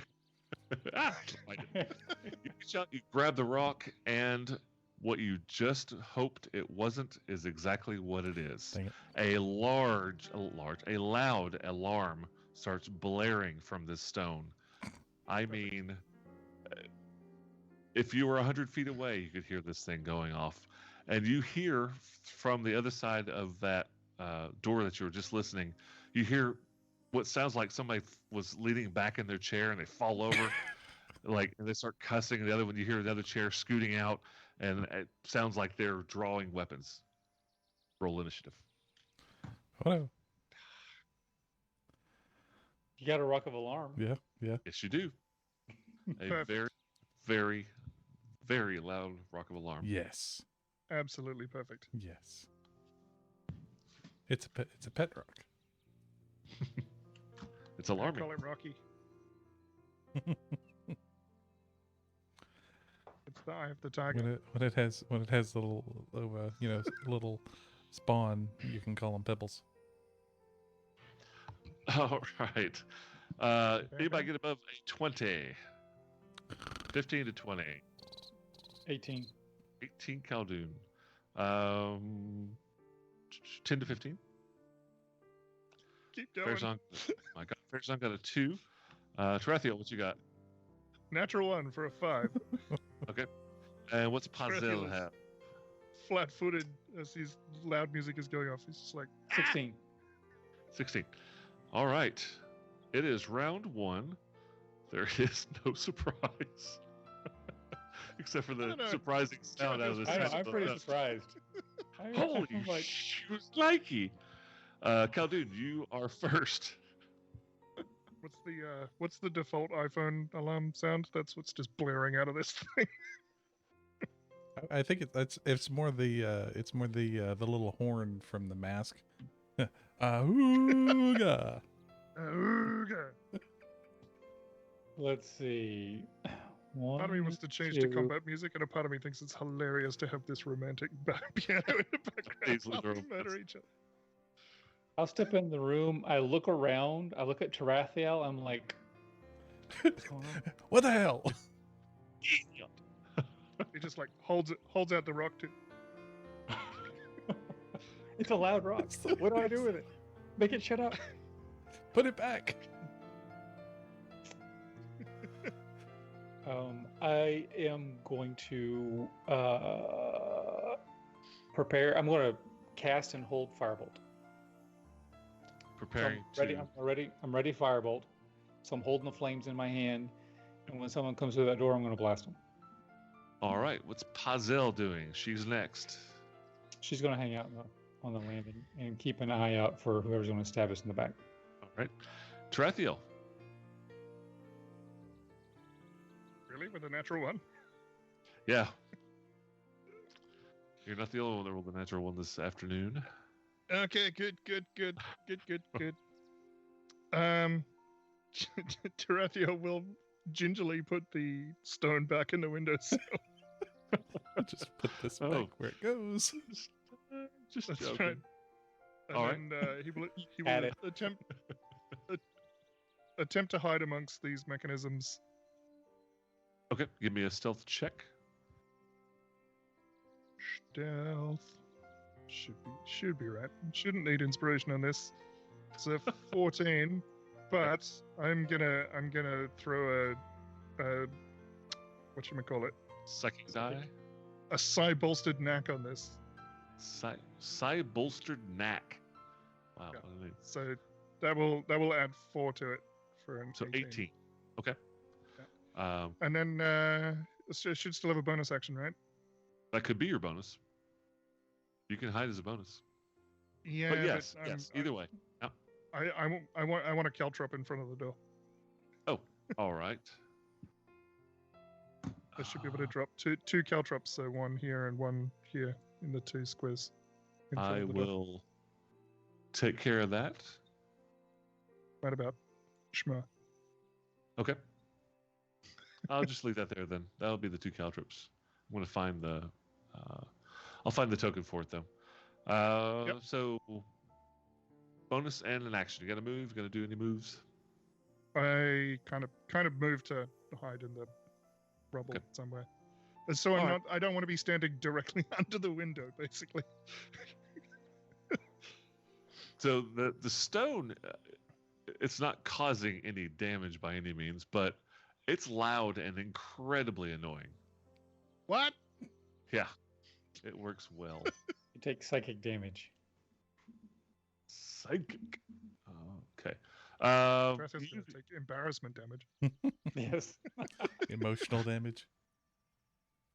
so Trathiel's done. You hear movement inside the room where the 2 were playing cards. It sounds like they are basically gathering themselves, right? Like you heard one of them obviously fell over in his chair. You hear both of them go, "What the hell? What is going on?" And they're moving towards the door, and it sounds like they're unlocking the door. Apparently, it was locked as well. That's their turn. Next is Farazan. Does the stone of alarm still alarm after it's been put back in the windowsill? Oh yes. Okay. Yes, it is alarmingly loud. Is there an off switch on it? Yeah, throw it in the water. Anyone else? Anyone know how to snooze this thing? Yeah. Yes, toss it in the lake. We'll wake up the Morkoth. Yeah, it'll sound like whale song. That's funny. Yeah. All right. Farazan reaches to pull the staff out, and then he sees Khaldun go through the door, and in the mechanism how it works, he puts the staff back in because he knows he's going to get stuck in the door like a one of the 3 Stooges if he goes through with that thing. So big skinny thoughts. Skinny doors. So he will rush forward and take. Whoops, that's the stream. That's not roll 20. So 1, 2. You said the moving through the door is an extra 5 feet for Farazan. Yes. All right. Okay, so I can get to here, and as he pushes through the door, he pulls the staff, and seeing no active threats in the door, he will move to move up to the caltrops and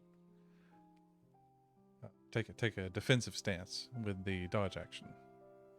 Okay. You are dodging. Dodging. Anything else? I think that's it. Top of round 2, Khaldun. I'm going to.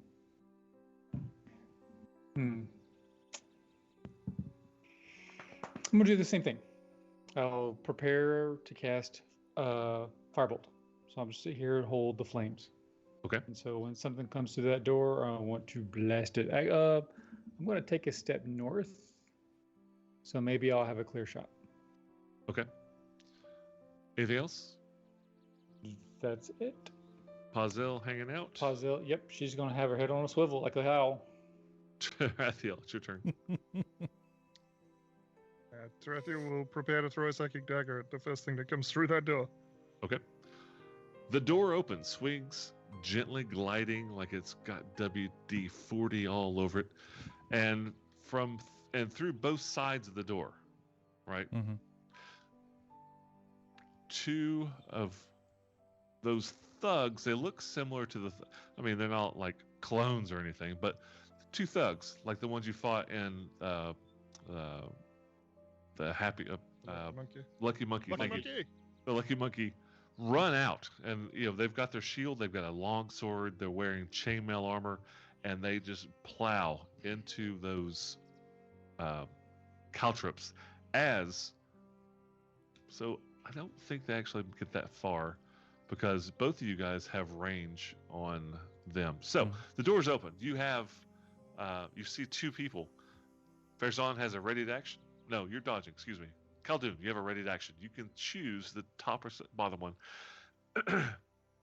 From this angle, it doesn't really matter. There's no difference as far as cover goes. I'll just hit the one straight in front of me. All right, roll to hit. Nice. 23. Nice. That's a hit. 7 points of fire damage. 7. And he takes the blast in the chest. Hits the armor, but he definitely takes all the damage. He has a very, very surprised look on his face. What is going on? And he steps out into the caltrops. And if I'm not mistaken, that is a dexterity saving throw. Do you have the rules for that? Real handy. That'll also trigger an attack of opportunity attack from my polearm fighting. Okay. They're both stepping at the same time, so you can choose which one you like, because they're both, like, their plan was to open the door and charge through, and that's what they're following through with. So which one would you like to attack? The one that just took the firebolt. Okay. What'd you say, Mike? I was just, I don't know exactly what the details are, because I think I just have standard caltrops in the description. That's fine. I mean, they work just like caltrops, except for who they affect and how they get put out. So I've got all the who they affect and how they get put out in the description, but other than that, it just says standard caltrops. I don't actually have the details. Oh, well, it's not I do wrong. have it. I do have it. DC Okay. 15 dexterity saving throw. Oh, wow. So let me do that real quick. DC 15 dexterity check. Fail. Saving throw, sorry. Saving throw. Okay, first one's a pass, second's a fail. So if they pass, So they... Go ahead. if you pass, then you're fine. If you fail, then you take 1 piercing damage and your walking speed's reduced by 10 feet until you get that hit point back. All right, so the one to the north that's been hit by a fire blast is now being attacked by Farazan. made his saving throw. He nimbly makes it through the caltrops. The one to the south takes that point of damage and he is just howling in pain, hopping back and forth, embedding them further into the soles of his feet. Go ahead, make your attack, Farazan. He will take a swing with the long staff and hit an AC 20. That's a hit. Excellent. For 9 points of damage. Bam. He is bloodied Excellent. and somewhat confused. So All this pain. Why? These guys are going to turn out to be good guys, and we're just going to run into them. Exactly. Yeah. It's like we're waiters. We brought your food. He just walks out behind him. Why are you hurting my friend? We bought tacos. We knew. Can I get your signature, Mr. Frazan? But tacos are garbage. So they're both attacking you, Farazan. They're both swinging at you 12 times. okay. Did Tarathiel's ready to attack go off as well? Oh, yep. Oh, I'm sorry. No, go ahead. Before Okay, your first attack was a miss. am I hidden? In which case, I would have advantage on this. Let's do some perceiving.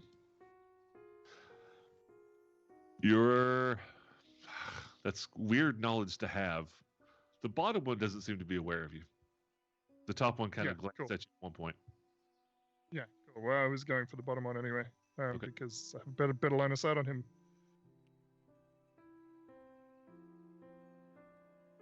Do you have advantage? I do have super advantage. I rolled terribly. It's a 14 to hit on the best roll of 3. Really? That's a miss. Yeah. The psychic energy bounces off his metallic armor. It's his caltrip dance. Yeah. Moved him out of the Yeah. way. His head moves right at the last second. No, it just goes wide, missing him completely. That was the prepared action, right? Yeah. Yeah. Okay. So, the top one took his first attack and rolled a 3, so that was a miss. Excellent. His second attack, I rolled a 19. Disadvantage with the dodge. Is that how that works? Oh. Yes, it is. Exactly how that works. Excellent. I rolled a 5. Hooray. The second one, also with disadvantage, attacks with a 6 on the die. And second attack, a natural 20 and a 13 on the die. What's the? I think you might do it. I got a 19 AC. Okay, so you're not going to do anything with a 13. I'm going to give you the die rolls because you have this ability with your dies to do things based on what the die roll is before I add the bonus. So whenever I'm attacking, I'm only going to give you the die roll that I get without bonuses because of you. I don't think I can do anything to that. I've Okay. already used my Go for it. opportunity attack, so. Or Yeah, I don't have you- I don't have a reaction left, rather. Sorry. Your reaction. Don't have a reaction. Yeah. So to use those martial dice, like if they miss or whatever, you have to have a reaction to do that, like the riposte To- and things like To that. do a riposte, yes, that's a reaction.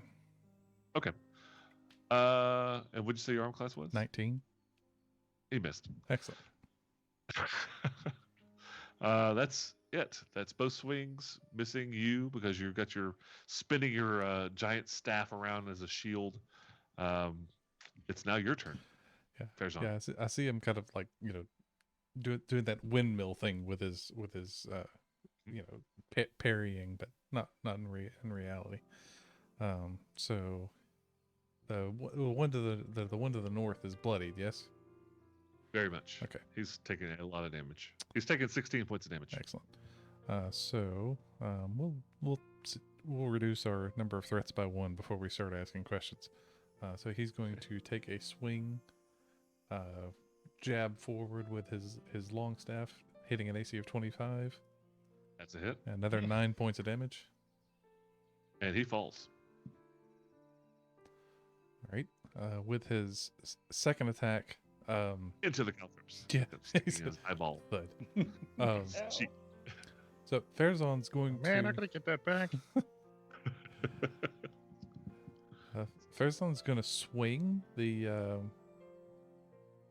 staff, but he is going to, and out of flavor or whatever, but he's going to stop it right before this guy's, right beside the guy's neck, because the tokens look like there's a big guy and a little guy. I can't really tell underneath the caltrops anymore, but He's average. He's 6'1", thick. Just typical thug. So short from Fez's yeah, perspective. short. Yeah, exactly. So I run a D&D game, and one of the players said, when you've got the thugs, the little minions, the sidekicks for the bad guy, you've always got the guy that's shaped like an orange and one that's shaped like a banana. When you have a proper bad guy. So yeah, I'm seeing. Is that like Costello? God, what's Yeah, the other Abbott guy's and name? Costello. Abbott. and Abbott. Costello. Abbott. Come on, say Elvis. Elvis and Costello. But anyway, yeah, he'll whip the long staff and stop it right before his head and say, "We're looking for Trial. Do you know where she is?" And if he doesn't look like he's getting ready to drop his whatever weapon he's got, he's going to keep attacking. You mentioned her name and you see recognition. He's like, yeah, of course I know where Triel is, and he keeps swinging. Okay. Then I'm going to continue taking my attack then. Okay. With a 27 to hit. That barely makes it. Another 9 points of damage. I think my All right. die roller is... Stuck. Yeah. It's definitely stuck. All right. And It's 2 attacks. And the bonus action, I'm going to smack him with the other end of the stick. Okay. Whip that around 13. It's probably going to miss. Total? Yes. That is a miss. All right. Anything else? I think that'll be it. It is the top of round 3. Khaldun, it's your turn. I hurl a fireball at him. Roll to hit. 23. That's a hit. Should have taken my offer. You guys are just well, except for the triple 13 points of fire. 13. He looks like he is about to fall. He's taken 2 massive hits from Farazan, or 1 massive hit from Farazan, and a face full of fire. Is that similar to a I'm fistful done. of dollars? Yeah. Fistful of dollars and a face full of fire. Pazel chills. Yep, she's keeping Third her out. sequel. Trathiel, it's your turn. Sorry, which one's standing? The northern one or the southern one? Southern one. Southern. First, northern one is down. All right. And the southern one looks like Trath- he's up. Strathy will take his bonus and move to aim, and then throw a knife at this dude's face. Okay. So you have advantage. Let's try this again. Mega Vantage. 20. Ooh, Good lord. 20. Nat 20 for a total of Oh, it's a 27 natural Crit. Yeah, it was a crit. That's a critical hit. There's so many numbers. I have- have to scroll. I to- know. I'm like, what am I looking at here? That's Look at That- all that that's red on two- your damage. yeah, So 2 natural sad. ones on the damage as well. So it's a critical plus sneak attack. Yes. How much damage did you do? Total of 27. Jeez. Good lord, he's dead. Very, very, very dead. He had 2 hit points. Made it for that miss. Like he's not unconscious. He just dies. His brain explodes. See, you see blood right. just oozing out his ears, Right in the eye. Just It's a- and he falls over. So, you walk down the tube. Stop making the noise. I walk over, I grab the loud stone, Uh-huh. and I stick it. Tratho, you've got the haversack, right? Yes, do. I think so, because we swapped it out for the quiver last time. Yeah. I jam it in one of the side pockets of the haversack. Okay. It's now. Ooh, ooh. That's an alternate dimension. The sound stops. that. Ah. So you walk down Map. this That's better. lava tube to this cliff over this murky, nasty water. Walk into a room. Walk into a second. Walk into a room and grab the first rock you see. And set off an alarm that when I actually read the description, you can hear it 1/4 of a mile away. Jeez. It's a screaming meaning. What? Yes. In doing so, you alert and startle two very lackadaisical, apparently, guards who step out and die. We'll see you next week. I feel like I was denied important information about the nature of rocks. Are all the rocks like this down here? Yes. Next time, whatever we're doing, we're looking for information at the Blue Crater Inn. I'll make sure that I start with rocks, and then dirt, and then trees, and then caves. Do all the rocks cry down here? Thank So you much for joining screaming. us on Happy Valentine's Day. Hope you enjoyed yourself. We will be back next Monday, standard time, 9 p.m. Eastern Standard non-daylight savings time. For episode 49, the one before 49. episode 50. That's exactly right. We'll see you then. Thanks for joining us. Bye. Bye, guys.